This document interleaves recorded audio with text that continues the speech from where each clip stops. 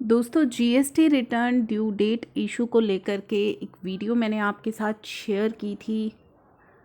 उस वीडियो के अंदर एक ग्रीवियंस रेस किया गया है, इसके बारे में मैंने आपके साथ डिस्कशन किया था। उस ग्रीवियंस का जवाब आ चुका है। क्या वो जवाब आया है वो आपके साथ इस वीडियो में डिस्कस करूँगी। लेकिन दोस्तों, उससे पहले एक इम्पोर्टेंट क्वेरी जो अक्सर पूछी जाती है, उससे रिलेटेड आपके साथ कुछ डिस्कशन कर रही हूँ। दोस्तों, काफ़ी सारे केसेस ऐसे होते हैं आमतौर पर कि हमसे या हमारे सप्लायर से जीएसटीएन नंबर डालने में, हमारा जीएसटीएन नंबर अपनी जीएसटीआर 1 में एंटर करने में कुछ मिस्टेक हो जाती है, जो कि आम तौर पर हो जाती है। रॉन्ग जीएसटीएन नंबर जो है डल जाता है हमसे। तो ऐसे केसेस में अगर हम आईटीसी क्लेम कर लेते हैं, क्योंकि ऑब्वियस सी बात है, अगर हमारे सप्लायर ने गलत जीएसटीएन नंबर डाल दिया है, हमारे प्लेस पर किसी दूसरे का जीएसटीएन नंबर पे हमारा बिल चढ़ा दिया अपनी जीएसटीआर 1 में, तो हमारी 2A में तो वो रिफ्लेक्ट नहीं करेगा।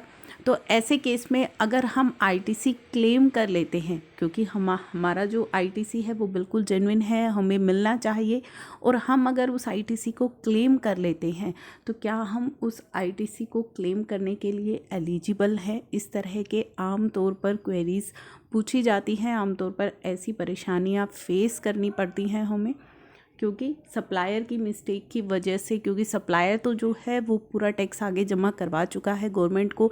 केवल सिचुएशन ये हुई है कि उसने हमारे जीएसटीएन नंबर को गलत एंटर कर दिया है अपनी जीएसटीआर 1 में, हमारे प्लेस पर दूसरा किसी का जीएसटीएन नंबर चढ़ा दिया है, जिस वजह से हमारा आईटीसी रुक गया है। तो क्या हम ऐसे आईटीसी को क्लेम करने के लिए एलिजिबल है? क्या हम वो क्लेम कर सकते हैं? क्योंकि 2A में वो रिफ्लेक्ट नहीं हो रहा है। तो दोस्तों, ऐसे केसेस में यहाँ पे एक केस भी पहले हो चुका है, काफ़ी सारे केसेस ऐसे आ चुके हैं। तो यहाँ पे आपको वधेरा बिल्डर्स प्राइवेट लिमिटेड का ये केस मैंने दिखाया है, का केस मैंने आपके सामने ओपन किया है। सेम सिचुएशन इस केस के अंदर भी हुई है, और इस केस के अंदर जो हमारी हाई कोर्ट है, दिल्ली हाई कोर्ट है, उसने क्या किया, उसने दोस्तों इस केस के अंदर जिसमें कि जीएसटीएन नंबर गलत एंटर होने की वजह से, जो आपके सामने ये दिख रहा है स्क्रीन पर, ये जीएसटीएन नंबर जो है, ये 6 हमारे इन्वॉइसेस थे जिन पर कि ये गलत जीएसटीएन नंबर डल गया, और जिसकी वजह से जो 2A के अंदर है वो आईटीसी नहीं रिफ्लेक्ट हुआ, लेकिन जो रिसिपिएंट है उसने उस आईटीसी को क्लेम कर लिया। अब यहाँ पे यही हुआ कि ये जो मिस्टेक है ये पता नहीं लगी, क्योंकि जो जीएसटीआर 2 है वो एक्टिव नहीं हुआ था। तो जो रिसिपिएंट है, क्या उसको, जिसने कि टैक्स पे कर दिया है, क्या उसको जो है ये क्रेडिट नहीं मिलना चाहिए? तो ये हाई कोर्ट का बड़ा ही अच्छा केस है, आपके लिए काफ़ी ज़्यादा फ़ायदेमंद हो सकता है।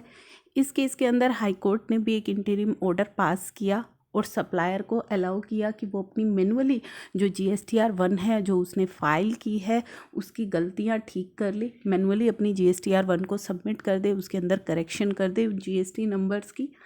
तो अब इस केस में सप्लायर को अलाउ कर दिया गया मैनुअली अपनी जीएसटीआर 1 को रेक्टिफाई करने के लिए, उसमें करेक्शन करने के लिए।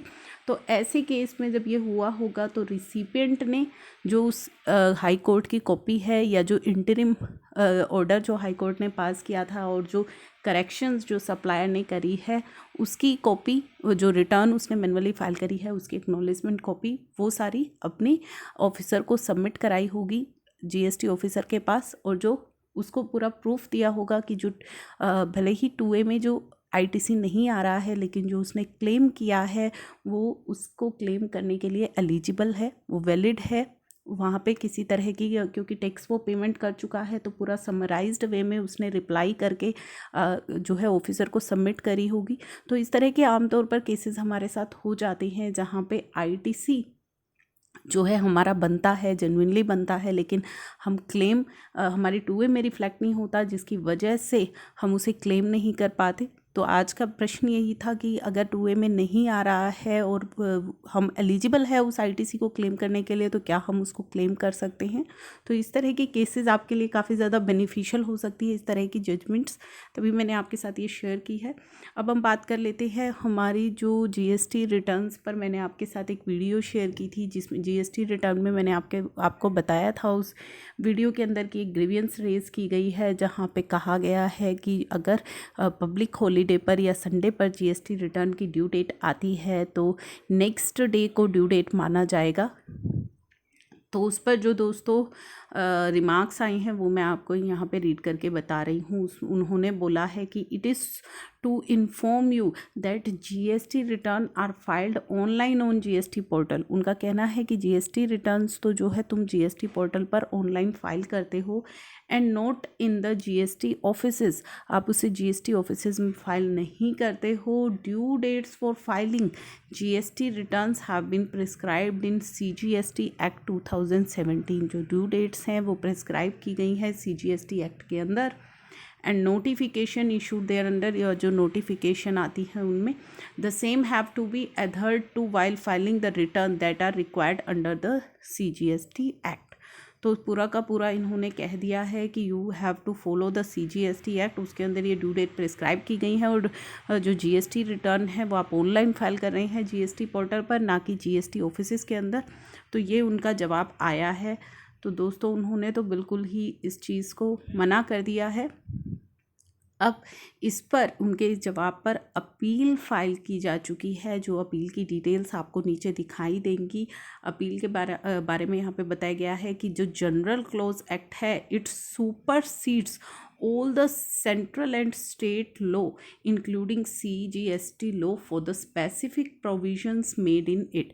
तो जनरल क्लॉज एक्ट सुपरसीड करता है। The return and forms filed on those days are not received by machine but are deemed to be accepted by the jurisdictional officers। तो रिटर्न्स एंड फॉर्म जो हैं जो फाइल किए जाते हैं they are not received by machine से के द्वारा रिसीव नहीं किए जाते, बट क्या माना जाता है, they are accepted by the jurisdictional officer.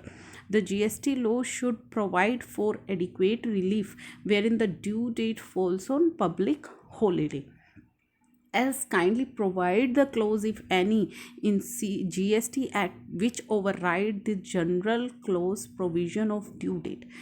तो यहाँ पे इन्होंने कहा है कि जीएसटी एक्ट लॉ को भी रिलीफ प्रोवाइड करना चाहिए अगर ड्यू डेट हमारी पब्लिक हॉलीडे पर आती है। साथ ही अगर ऐसा कोई क्लोज है जीएसटी लॉ की, जीएसटी एक्ट जो है वो जनरल क्लोज को ओवरराइड करेगा ड्यू डेट के लिए, being effective even though falling on public holiday, or share information technology act 2000 provision which said it override general close act please guide. तो यहाँ पे उन्होंने कहा अगर जीएसटी लॉ के अंदर ऐसा कोई प्रोविज़न है कि जीएसटी एक्ट जो है, जीएसटी लॉ जो है वो ओवरराइड करेगा हमारे जनरल क्लोज प्रोविजंस को, जिसमें कि कहा गया है कि अगर ड्यू डेट पब्लिक हॉलीडे पे आती है तो उसको नेक्स्ट डे माना जाएगा। तो इस तरह का अगर कोई प्रोविज़न है तो प्लीज़ गाइड अस। तो ये अपील जो है इस केस में फ़ाइल कर दी गई है। आगे अब इस अपील पर दोस्तों क्या जवाब आता है, क्या इसका आउटकम आता है, वो मैं आपके साथ शेयर करूँ।